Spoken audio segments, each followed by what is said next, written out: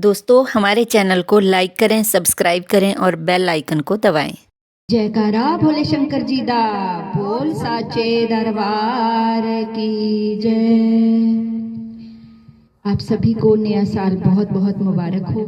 नए साल पर हम भोले शंकर जी का भजन सुनाने लगे। अगर भजन आपको अच्छा लगे तो प्लीज चैनल को सब्सक्राइब जरूर करें। किन्ना सोना डमरू बजा गया नी मेरा डमरुआ वाला हो। किन्ना सोना डमरू बजा गया नी मेरा डमरुआ वाला हो। किन्ना सोना डमरू बजा गया नी मेरा डमरुआ वाला हो। किन्ना सोना डमरू बजा गया नी मेरा डमरुआ वाला।